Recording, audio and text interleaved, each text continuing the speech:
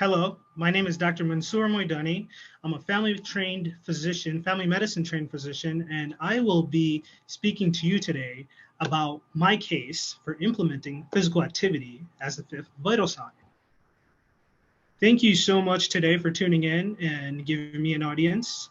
A little bit about myself before I get started. I am family medicine trained, and I started my journey treating patients with lifestyle and obesity medicines after my own. I've lost 70 pounds myself during residency, and I learned from personal trainers and personal experience about the science behind weight loss. I started a project while I was in residency, while I was hoping to help my own patients, and I realized this is a great way to treat many of our chronic diseases that we face every day.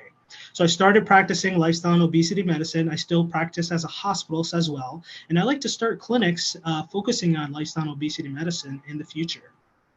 So I encountered this quote while I was on the internet, stating that a man's health can be judged by which he takes two at a time, pills or stairs.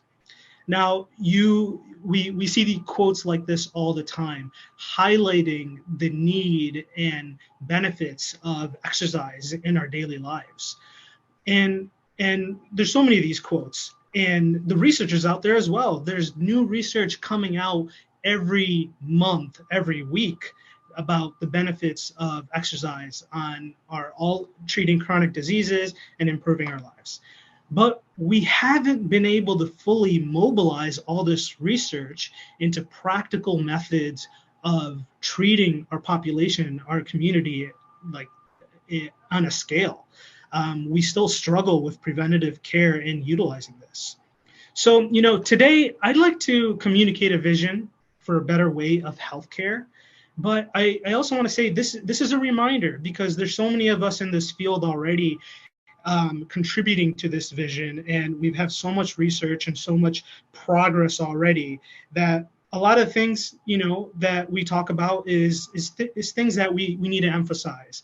And hopefully I'm able to provide a little insight alongside the many insights and pushes forward that we all do together. And hopefully this is how, for the patients who are listening, you get a little spiel of how I talk to my own patients. So modern medicine is also often described as reactionary. We have a fee-for-service model that's when someone comes through on our door, we're often treating some of these diseases, whether it's diabetes, hypertension, even heart failure. We might start patient on diuresis, getting flu out of their body the same day they come to see us. And it's often these band-aids that we put on. And the modern doctor is sometimes getting a little bit wary of it. That might be contributing to our burnout, because many doctors do not feel they're adequately addressing the chronic diseases. We feel like we're constantly changing. We feel like we don't have enough resources. There's not enough investment in preventative care. There's not enough reimbursement. There's not enough manpower. The list goes on. So we are in this reactionary medicine system. But, there's a good argument to be made that in America, this is the best service you can get. And it's also the heftiest fee that you have to pay for that service. So the historical model has kind of highlighted preventative care. Like Benjamin Franklin famously said, an ounce of prevention is worth a pound of cure. Now, how have we been doing in that regards? I'd say we've been, as well as the doctor on the bottom of the next figure, trying to mop up all the chronic diseases and ailments that we as a society have succumbed to. And we're doing a poor job of it. Obesity is at an all-time high, and hypertension and diabetes, everything across the board is increasing, even though we've had many benefits in the medications and improvements in that regard. So how do we address this? So how I feel about this is that we have to be aggressive. I believe that we need a strong forward approach. Every time you step into your PCP office, it should be to get you one step closer to your optimal health and your body composition.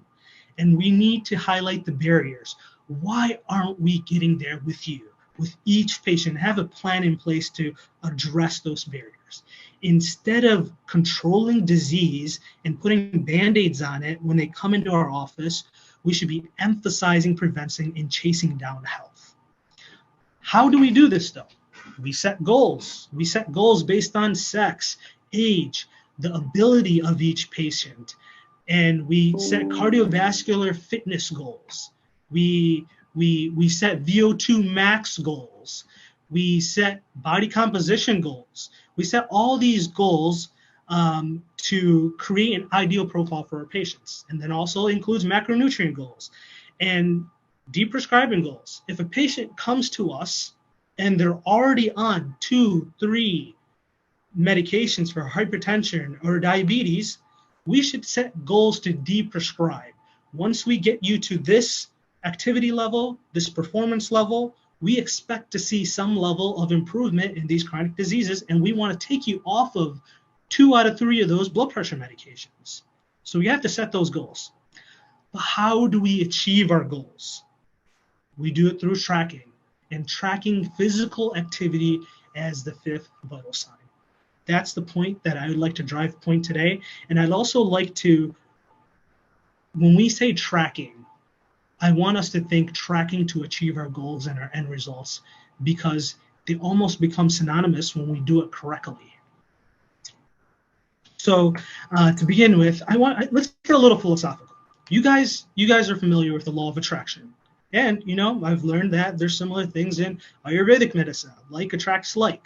So law of attraction states it's as if you're putting out positive energy with a clear vision, and you're progressively moving towards that.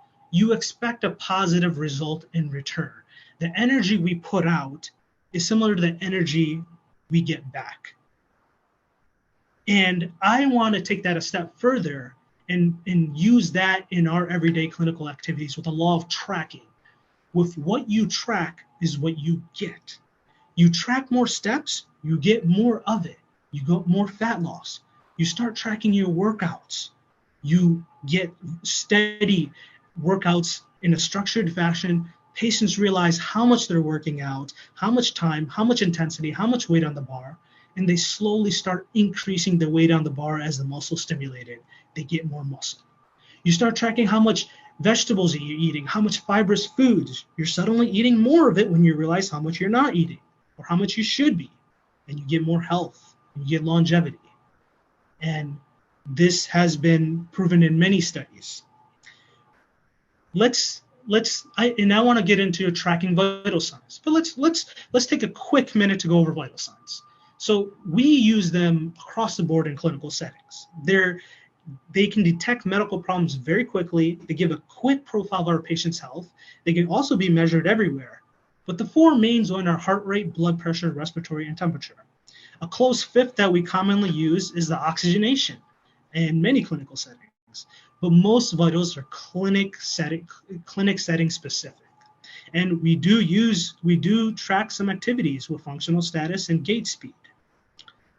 So we've tracked other vitals before, as much as we track the other ones. And one infamous vital is pain. There's a big movement in America to track and address pain as the 5th vital sign. But my assessment about there's so much to talk about here, but my philosophical assessment here is that pain is often an end disease state, and it can often be subjective.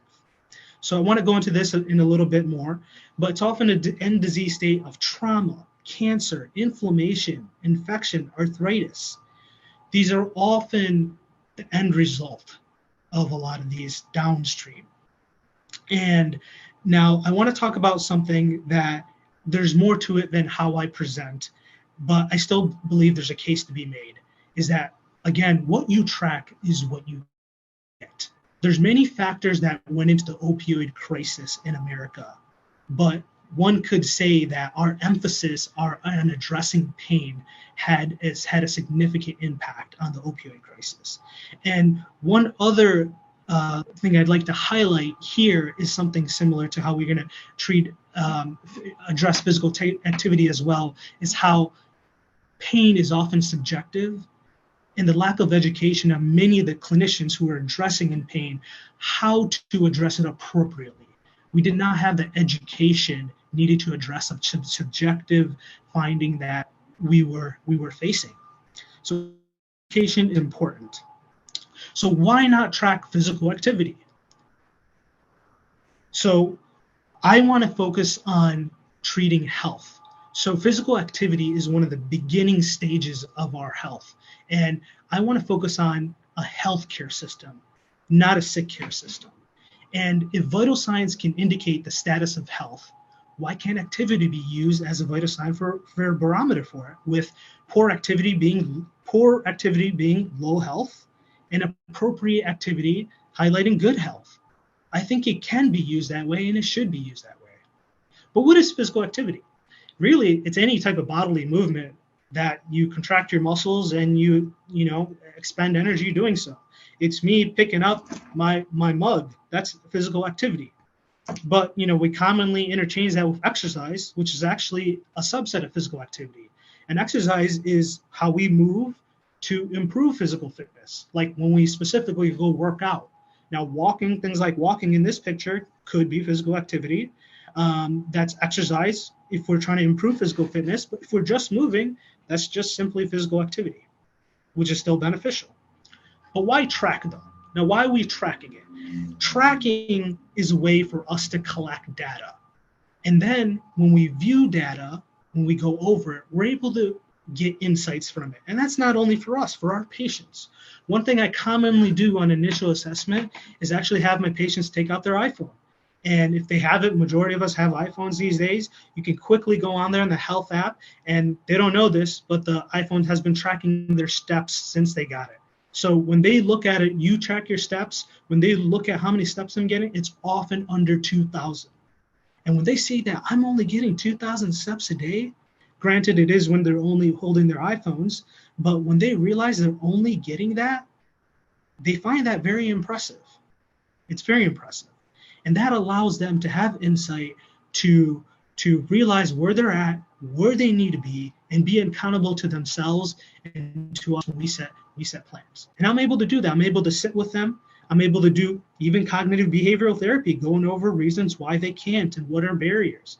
And we ultimately make a shared decision making that they're accountable for. And I love how this helps me rewire their brain.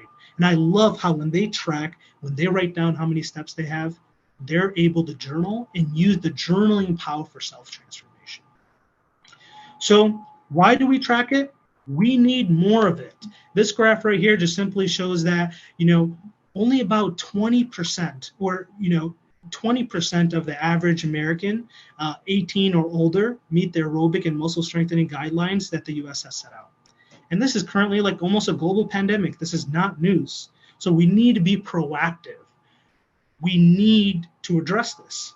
And to address it, we track it, we set goals, and we try to achieve them. Cardiovascular respiratory fitness is noticed to be like the #1 cause of mortality. It can be attributed to all the other diseases.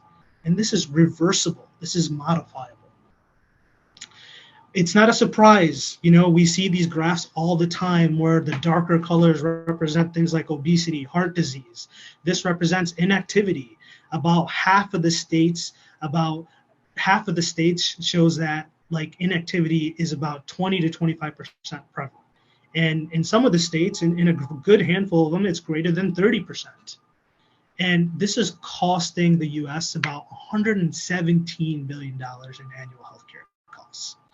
And 1 in 10 premature deaths. There's one particular factoid I'd like to highlight right now and come back to, is that just 10 minutes of activity per day could save about 110,000 lives per year. That's impressive. And I want to revisit that. Why track it again? To treat and prevent disease. So across the board, heart disease, blood pressure, type 2 diabetes, cancer, infection, obesity, dementia, deprescribing, activity, increasing activity could help all of these. And I want to ask you a question. I really want you to answer it. The answer may be obvious, but if you had a choice between raising someone's insulin units, Lantus units, for their diabetes, or increasing their level of physical activity, what would you choose? The answer might be obvious. It might be just to increase their physical activity. I hope it's obvious, but that's what we should be doing, and we can do it. And I'd like for you to hear me out. So right now, average physician is noted to be only talking to 60% of their patients, or 60% of physicians are only talking to, their patients about activity. We should increase that. So the physical activity guidelines for America notes that about half of all Americans have one or more preventable chronic disease. And 7 out of 10 of these diseases are influenced by physical activity. But 80% are not meeting the key guidelines. See how there's so much lopsided, so much room for potential, but there's so many gaps in how we're addressing it. So what are the goals? The goal is, this is a neat graph. You've probably heard a lot. The ideal amount of physical activity to get is 150 to 300 minutes of moderate to physical activity. And where you can see this graph plateau is around 150 to 300 minutes. Once you get above 150, the returns to reduce your mortality becomes lower. So that's why we come up with this number, and it has been very effective so far, but we are not meeting it. And I'd like to tell you how we could. So we also track physical activity to optimize health. A lot of this is not new news. We all know this, but new news, new studies coming out enforcing it. But oftentimes it's genetic dependent though, and also depending on the type and the intensity that you do the physical activity, it does help how much you optimize it. But the benefits are always there, whether it's acute changes or chronic changes, if your brain, sleep, quality of life, metabolism, immune health, bone densities. For our older patient, preventing falls and injuries and fractures that ultimately increase their morbidity and mortality, it helps across the board. Not only are you preventing and treating diseases, you're really creating superhumans by taking this up a notch. And tracking physical activity is really the next step for physicians to step out of their clinic walls and step out into the community. During the COVID pandemic, we've seen a lot of increased sedentary activities, and secondary to that, a lot more chronic disease develop.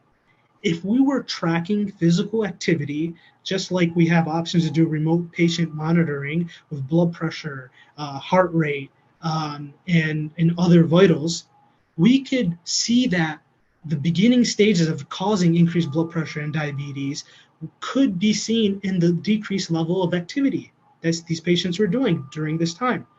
Then we could have noticed that going into the red, and we could have created a plan from our clinic to their home about how they need to increase their activities.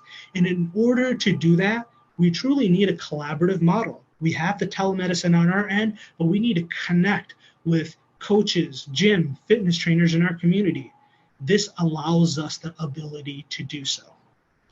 Now, me personally, I do obesity and lifestyle medicine. In obesity medicine, there's what's called the set point theory. This set point theory has a host of different things, everything that affects where our weight ultimately lies. And one of the big parts of it is physical activity. It's part of our behavior. And when I can move the needle of their physical activity, increase it by 20%, I see a shift in that set point. And that's enough to buy them an extra 3 years of life, enough to take them off that diabetes medication or blood pressure medication, live a happier and healthier life. So it really allows me to empower my patients and change their lives. Something that's making huge waves are anti-obesity medications is the new GLP-1s. And we've seen tremendous benefits of 15% weight loss amongst 86% of participants. But a criticism has been that they've lost a lot of lean body mass. But overall, I have to say they're percent of skeletal muscle mass is higher than their fat, and their overall body composition does improve. But I still focus on preventing muscle loss. And the way I do that is I really have to track their activity with what they're lifting, how they're lifting, the core workouts they're doing, how many steps they're getting, and emphasize that during their weight loss journey. Now, I want you to feel empowered about how you use physical activity. You guys, many of us have probably played video games, and at some point in different types of video games, you're allowed to create your own player. Whether it's probably, I don't know if you can do it in Mario Kart, but in basketball games, fighting games, you can change the stats, the shooting potential, the playmaking, defense, strength, jumping ability, speed, strength. There's always a mix of things you can do. Okay, you following? So I'd like for you to think of it that way for your patient's health. These dials right here, heart rate, blood pressure, respiratory rate, temperature, physical activity. The only way you can change those first 4 dials is often with medication or some sort of physical intervention. You can use a beta blocker to suppress the heart rate. You can also do that for blood pressure. You can give a patient a breathing treatment for their respiratory rate. You can give a patient Tylenol or a bear hugger for their temperature. But for physical activity, you can actually sit there right in front of your patient, have a human connection, and if you're able to bring that up, you're able to adjust all the other vitals. There's no other tool in our toolbox that is more effective than changing our patients' lives. So I want you to think about raising up that dial instead of increasing the dosage of lisinopril. Or do that, increase the dosage to control their blood pressure medication. But I want us to think about that dial of physical activity first before we turn to medication to control it or de-prescribing it, because ultimately we do want to keep our patients safe. So challenges. This is often, everything has its challenges. The biggest challenges are structural, whether it's neuropathy, arthritis. About less than half of adults who have like a mobility issue reports like actively engaging in physical activity. A particular patient that I had with Charcot's foot that I still remember was limited to about 3,000 steps. So I had to max out their steps that podiatry would allow. Then I had to focus on dietary to control their health. Anxiety and mental health are huge. Some patients have struggled so much that they do not want to talk about it. I still remember a patient that I was on a video visit with, and he didn't want to turn on the video because he was too anxious. And it was very challenging, but there's challenges in talking about it. Patients who've tried everything are very hesitant to talk about activity because it brings a lot of insecurities. If we're really going to push physical activity, we'll also have to monitor them a little closer. If they're on blood pressure medication, if they're on diabetic medication, they may become hypotensive or hypoglycemic as we improve it. This is also a double-edged sword because it allows us the ability to de-prescribe. So I want to talk about my work briefly. So I started a weight loss program during residency, and I recruited as many patients as I could. Unfortunately, due to residency limitations, I only was able to do 19 with a limited maximum of 1.5 days per week. And of these, for the criteria I set out was they had to follow with me at least 4 times. 12 met this criteria. I tracked their daily weight. I tracked their daily steps and servings of vegetables. And what I found was that patients were getting less than 2,000 steps per day, and on average, less than 1 serving of vegetable. So how did I track this? I had a simple Excel sheet, and I tracked their daily steps, more daily weight if I felt they were mentally appropriate and could handle tracking that, number of servings of vegetables, and I had them follow up with me every month. Currently, I also track the grams of protein. So what did I see? I saw tremendous results. So these 3 cases I'm going to go over are a reflection of a lot of the other ones. One patient lost 74 pounds, reduced their A1C from 9.9 to 7.2, took them off of blood pressure, microalbuminuria resolved, increased self-esteem, improved joint pain, and completely changed her dietary activities. A second patient who only lost 4 pounds but was able to increase their steps to 7 to 10,000, was initially on losartan 50, hydrochlorothiazide 12.5, and amlodipine 5 milligrams. milligrams. Over the course of 6 months, with increasing their steps and improving their vegetable intake to 4 servings a day, I was able to take them off all their blood pressure medications. And that also shows a benefit of physical activity, that even if you don't decrease the weight, there's a great benefit there. Here's a patient that lost 10 pounds. This is the patient with the Charcot's foot. Increases the serving of vegetable from 1 to 4 to 5 servings a day because I was limited on activity. And they were on lisinopril 40 and hydrochlorothiazide 25 milligrams. Over the course of 10 months, I was able to deprescribe all the medication with a 10-pound weight loss. So my conclusions were that diet and activity were integral to obesity counseling in positive changes. And with doing these, I was able to improve their chronic diseases. But, I think I've highlighted how this could be done. But, and sometimes when we talk about these topics, we're doing it in our individual spheres, but we have to recognize there's many physicians, many healthcare professionals already pushing a lot of these initiatives that we should also learn from. And I've learned that there is a global initiative now that the Exercise in Medicine, which is started by the American Medical Association, the American College of Sports Medicine, has already a great template that we can follow. So they use a validated measurement called the PAS, Physical Activity Vital Sign. They're able to track how many days per week patients engage in moderate to vigorous physical activity and how many minutes they're doing it for.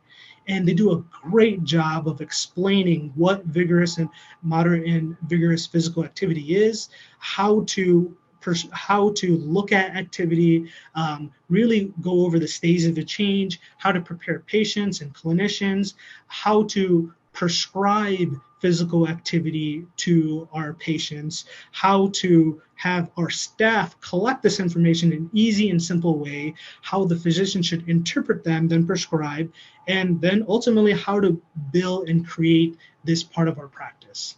So I think they're doing a great initiative, and an extension of that is a way to assess and prescribe is also the 5 A's: asking, advising, assessing, assisting, and arranging.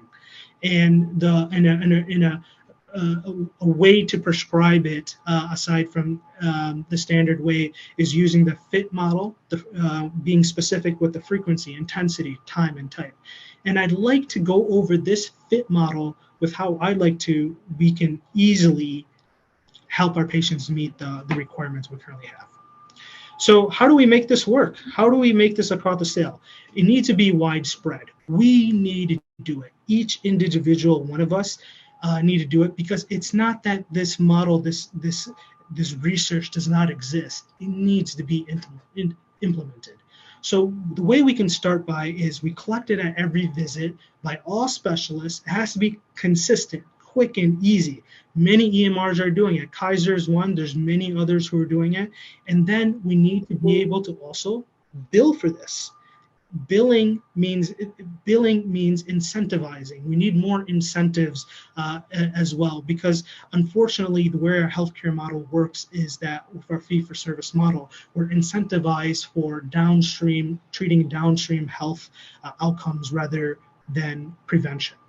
And I think something that's worthy to increasingly explored, is value-based care. Ultimately, we also need a collaborative model to help accomplish this. So what are our goals, though? We briefly talked about it before. It's that 150 to 300 minutes of moderate to moderate intensity activity with 2 days a week of strength training. I'm going to go more into this later. And for children, it's 60 minutes a day of vigorous. So my specific proposition is that we need to track steps to meet this goal. And I'll explain how. It's it's a simple marker for physical activity. It's easy to fit in every one of our lives, and it bypasses the time requirement, a lot of the barriers needed. You can get a 10-minute walk in the morning, a 10-minute walk during lunch, a 10-minute walk in the evening, and add it wherever you can. Increasing the number of steps we're able to do is directly correlated with lower mortality. And it's easily done at our office. We can easily celebrate the success of our patients. And now I want to go back to that factoid that I mentioned at the beginning of my presentation. 110,000 deaths could be prevented each year if we could improve physical activity by 10 minutes each day. That's a small amount. You know how many steps that is? That is 1,000 steps. 10 minutes each day, 1,000 steps. That is a very achievable number. So it is one of the simplest activities you can prescribe, like walking. Walking is actually a moderate intensity activity, so that fits what we need. And if you go hiking, that's the vigorous intensive activity. And some of the other options that in there, like yoga, high intensity interval training, tennis, like walking is the easiest thing we're all aware of and we can easily prescribe. But let me tell you how to specifically do it. Let's go back to that FIT method. FIT stands for frequency, intensity, time, and type. Frequency, 5 days a week. Intensity, 4 miles per hour when they're slightly short of breath. Time, 30 minutes of walking. Type, it's a brisk walk. So on average patient, the average person walks about 2.5 to 3 miles per hour. That's around 2,000 steps per mile. And when we do the calculation, figure it out, to get to that 4 miles per hour, really bumping it to about 4,000 steps per 30 minutes. I did the calculations, and if you want patients to get their activity in, you do that, you get the 30 minutes of physical activity 5 days a week for 150 minutes, and you've met their physical activity requirements. And if every physician was doing this and accomplishing this, we've met the physical activity requirements of America. And if you increase that, press the pedal on that, you get weight loss, you get improvements in health, metabolic improvements. So my plan, not my plants, but plants are an important part of my plan as well, is to track. I start by tracking steps for the first month. The next month, I increase it by 2,000. Just by doing that, changing that and nothing else, they see improvements in their health, weight loss, and so much more. And my goal is for the average person is 8,000. That's what I think is practically achievable for all my patients. And that may differ on, how well you can be a good behavioral counselor and how well you're achieving your goals. So what could this look like? We want something quick, easy, simple. So we want all that. So what that could look like, this is a simple vital signs page with, I added in, if you look at below oxygenation, steps. Imagine if you saw this I'm admitting hospitalists primarily. If you saw this patient that you're admitting for CHF, they're only getting 2,000 or 3,000 or 4,000. You get a quick snapshot of their activity levels. And I would argue, don't you think there would be a benefit if you saw this in the ICU space? That if you could see that this patient is only getting 1,500 steps, and this is directly related to their ICU admission, I think there is some benefit there. And for us to be looking at this at all times. Steps, maybe I should have highlighted this. It's steps, I added this in, typed it in right there, right above where it's blacked out. So walking is part of this physical activity, so is hiking, and it meets that moderate intensity level. But what do we need to do this? In today's age of technology, where we all have iWatches and so much technology, all you need is a pedometer. All you need is maybe a watch too, and something to track. That's all you need. And if you know how to guide your patients, that's all you need to help them meet their physical activity levels. Now, again, me doing this in my own small little world, have been developing this. But something we always need to do is we need to see what's happening in outside of our own clinic and learn from them and contribute to them. So the Surgeon General has already been talking about this. This is the Step It Up program. And they recognize that steps, walking in is integral to health. And they realize that it's easy to do. And so many patients have access to doing it. They want to highlight it, promote it, encourage it as to treat chronic disease. They want to create walkable spaces, create environments we can walk more, and educate patients and healthcare professionals to do it. They also recognize the need to collect data and research. So I hope we actually do start looking at step count in the ICU. And I do hope, Dr. Murthy sends me a thank you note for this lecture. So what else can we track though, other than steps? There are so many things we can track. One interesting phenomena is that the hours spent standing, so standing dips do help. You stand 2 hours per day, that decreases your all-cause mortality by 10%. Move that up to 8 hours, that decreases by 24%. Flexibility, body composition, waist circumference, strengths, metabolic equivalence, exertion, maximum heart rate percentile, and VO2 max. VO2 max is great. I think that's underappreciated and needs to be explored more. So I want to slow down and mention why I feel physicians are sometimes struggling with this a little bit more. And some things we're criticized for is kind of the eat less, move more approach. And technically this is correct. This approach works. You eat less, that's less energy, less calories. More, you expend more calories. But the issue is that we unfortunately don't know how to communicate those steps very well. We want our patients to go from A to Z when our patients may not know from how to go from A to B to C to D. And that leaves them confused when we're not able to communicate effectively treatment plans. So I think there's a lot of room for us to learn about how to communicate in this field. And we have to take more ownership in this guidance if we really want to promote this as a way to heal our nation from chronic diseases. That means involvement in tracking data, talking about it, learn the language of fitness, how to speak to our patients in simple ways that they can understand, and when to refer and create a collaborative approach.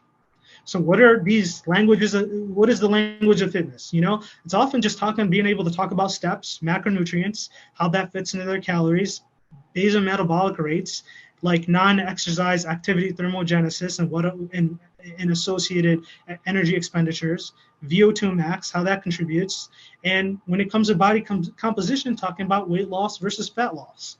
Now, for the average physician, this is still challenging because of the lack of education we get with nutrition and even activity in medical school, which I think we highlight to ourselves and we are taking strides to improve.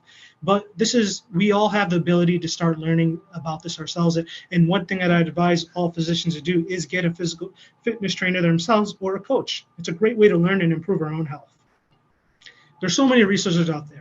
I'm not going to go into any of these in depth, but it's important that we're aware and we figure out what resources that we can use at any point in time. The future of preventative medicine.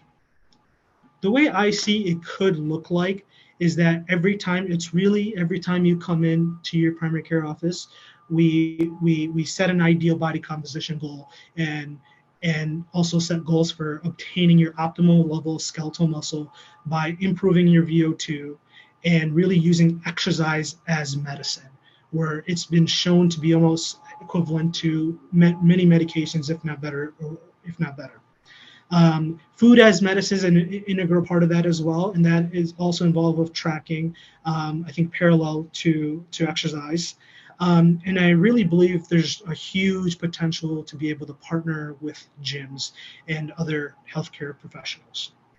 So in summary, implementation, really, we often lean towards, I think sometimes we lead towards big hospital systems to lead the way in implementation, but I really want to give the power over to you as a physician and to our patients to demand this of our physicians and to see how you could simply do this for yourself if you're watching.